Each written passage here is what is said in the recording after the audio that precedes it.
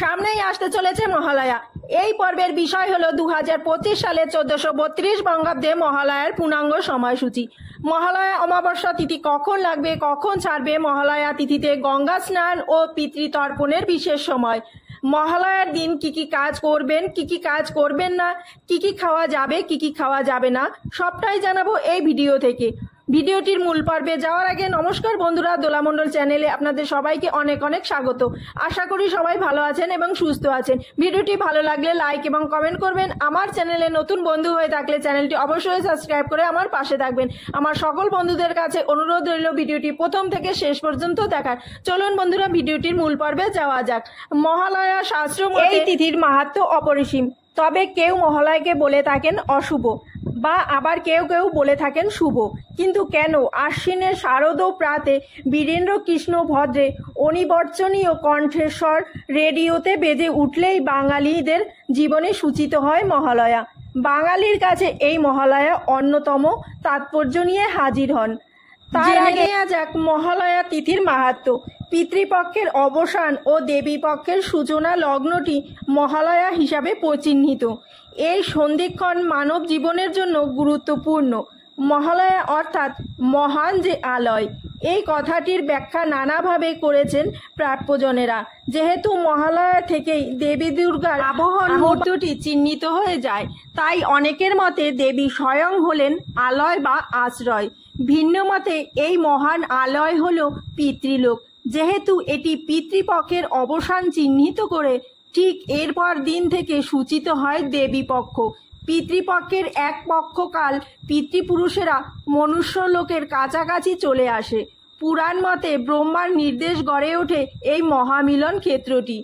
এই সময় তাই পিতৃপক্ষের উদ্দেশ্যে তর্পণ করে থাকেন মানুষেরা। শাস্ত্র মতে অবশ্য পালনীয় যে মঞ্চ মহাযজ্ঞের বিধান রয়েছে তার মধ্যে অন্যতম হল পিতৃযজ্ঞ অর্থাৎ তর্পণাদি। এই তর্পণ কথার অর্থ হলো যাতে অন্যের তৃপ্তি হয়, সেই উদ্দেশ্যে জলদান। তর্পণ তাই শুধু পিতৃপুরুষের উদ্দেশ্যেই নয়, সর্বভূতে উদ্দেশ্যেই করতে হয়। তর্পণ মন্ত্রের ভিতরই নিহিত রয়েছে সেই নির্দেশ। দেবগণ, ঋষিগণ, পিতৃগণ, নরগণ, ব্রহ্মা হইতে তৃণ শাখা পর্যন্ত সমস্ত জগৎ আমরা কৃত্য প্রদত্ত অন্ন জলে তৃপ্ত লাভ করুন। এই হলো তর্পণের পুরো কথা। পিতৃপক্ষের পিতৃলোক ও মনুষ্যত্ব লোক কাছাকাছি চলে আসে, তাই ধারণা করা হয় এই সময় যদি পিতৃপুরুষের উদ্দেশ্যে তর্পণ অর্থাৎ জলদান করা হয় তবে তা তাদের কাছে তা সহজেই পৌঁছায়। যার মহাপ্রকাশ পিতৃপক্ষের শেষ দিনটি অবশ্য মহালয়া। এই কারণেই পিতৃপক্ষের অবসানের মানুষ তর্পণে রত হন। মহালয়ার এক অর্থ পিতৃলোক, তা এই ধারণা থেকে উঠে এসেছে। একই সঙ্গে পিতৃপক্ষের অবসানের দেবীপক্ষের সূচনা যেহেতু চিহ্নিত হয়, তাই মহালয়া অর্থে মা দুর্গাকে আশ্রয় ধরা হয়। শাস্ত্রে কথিত আছে এই দিনই মহিষাসুর বধের দায়িত্ব গ্রহণ করেন দেবী দুর্গা। মহিষাসুরদের কবল থেকে দেবগণকে উদ্ধার লগ্ন যেহেতু এখান থেকেই সূচিত হচ্ছে, তাই পরমা প্রকৃতি বিশ্বজননীর আশ্রয় হলো মহান আশ্রয়। মহালয়া শুভ না অশুভ, এই দিনেও তর্ক কম নেই। কেউ কেউ বলে থাকেন এই দিনটি শুভ, আবার কেউ কেউ বলে থাকেন অশুভ। যেহেতু এই দিনে পিতৃপুরুষদের স্মরণ করা হয়, তাই প্রকৃতপক্ষে এই দিনটি আসলে শোকের দিন। দিনটিকে সেহেতু শুভ বলে চিহ্নিত করা সঙ্গত নয়। হিন্দু শাস্ত্রে যে কোনো শুভ কাজের সূচনাতেই পিতৃপুরুষের স্মরণ বা তর্পণ করা হয়।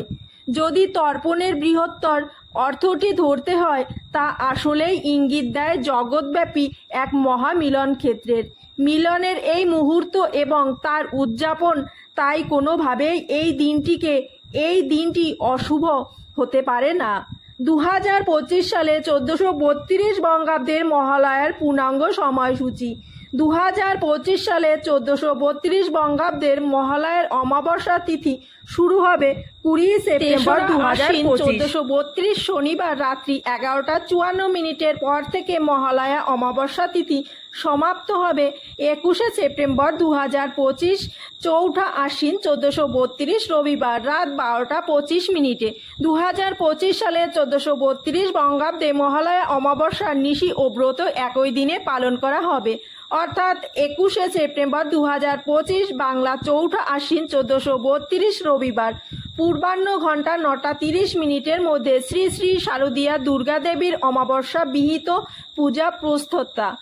মহালয়ার তিথিতে তর্পণ করার বিশেষ সময় হবে সকাল 10:45 পর থেকে দুপুর 2:50 মধ্যে। গঙ্গা স্নানের বিশেষ সময় থাকবে সকাল 6টা পর থেকে দুপুর 2:50 পর্যন্ত। মহালয়ার দিন কি কি কাজ করবেন আর কি কি কাজ করবেন না। মহালয়ার দিন কোনো শুভ কাজ করতে নেই, যেমন এই দিনে বিয়ের আলোচনা করা উচিত নয়, বাড়ি কেনা গাড়ি কেনা একেবারেই উচিত নয়। মহালয়ার দিন কোনো ব্যবসাই শুরু করতে নেই, এই দিন থেকে ব্যবসা শুরু করা উচিত নয়। মহালয়ার দিন আমিষ খাওয়া একেবারেই উচিত নয়। পূর্বপুরুষদের ছবির সামনে আমিষ খাবেন না। তর্পণ করবেন যে ব্যক্তি, তিনি মহালয়ার দিন চুল দাড়ি নখ কাটবেন না। মহালয়ার দিন ধূমপান বা মদ্যপান করা একেবারেই উচিত না। এই দিন যদি বাড়িতে কেউ দান দক্ষিণা চায় তাহলে তাকে ভুলেও খালি হাতে ফিরিয়ে দেবেন না। বাড়িতে খাবার চাইতে এলে খালি পেটে সেই ব্যক্তিকে ফিরিয়ে দেবেন না, তাদের খাবার অবশ্যই খাওয়াবেন। মহালয়ার দিন কি কি কাজ করবেন। মহালয়ার দিন ভোরবেলা ঘুম থেকে উঠে পবিত্র নদীতে স্নান করা উচিত, এরপর পূর্বপুরুষদের উদ্দেশ্যে তর্পণ করা উচিত। যে ব্যক্তি তর্পণ করবেন সেই ব্যক্তিকে খালি পেটে থাকতে হবে, খালি পেটে তর্পণ করা উচিত। যারা তর্পণ করতে পারবেন না তারা পূর্বপুরুষদের ছবিতে মালা পরিয়ে তাদের প্রিয় খাবার রেখে দিতে পারেন। এই দিনে দান ধ্যান অবশ্যই করবেন। দরিদ্র ব্যক্তিদের খাবার খাওয়ান, পোশাক দান করতে পারেন। এছাড়াও চাল ডাল আটা চিনি এই সব কিছু দান করতে পারেন। গরু কুকুর কাককে অবশ্যই সেবা করাবেন, এদের খাবার অবশ্যই খাওয়াবেন। এই দিন বাড়িতে বিষ্ণু মন্ত্র অবশ্যই জপ করবেন, বিষ্ণুর নাম বেশি করে জপ করবেন। এছাড়াও বাড়িতে রামায়ণ মহাভারত অথবা গীতা পাঠ করা উচিত। মহালয়ার দিন কি কি খাওয়া যাবে আর কি কি খাওয়া যাবে না। মহালয়ার দিন বাড়িতে আমিষ খাওয়া একেবারেই উচিত নয়। মহালয়ার দিন ভাত বা রুটি খাওয়া উচিত নয়। মহালয়ার দিন মাছ মাংস ডিম পেঁয়াজ রসুন মুসুরি ডাল এই সব কিছুই খাওয়া চলবে না। পোড়া বা সেকা জিনিসপত্র খাওয়া চলবে না। মহালয়ার দিন লাউ বা তেতো জিনিসপত্র রান্না করে খাওয়া চলবে না। মহালয়ার দিন ময়দা সুজি সাবু ডালিয়া পনির সয়াবিন সমস্ত প্রকারের ডাল সমস্ত প্রকারের সবজি খাওয়া যেতে পারে। এছাড়া দুধ দই মিষ্টি সমস্ত প্রকারের ফল খাওয়া যাবে। আজকের ভিডিওটি এখানেই শেষ করছি।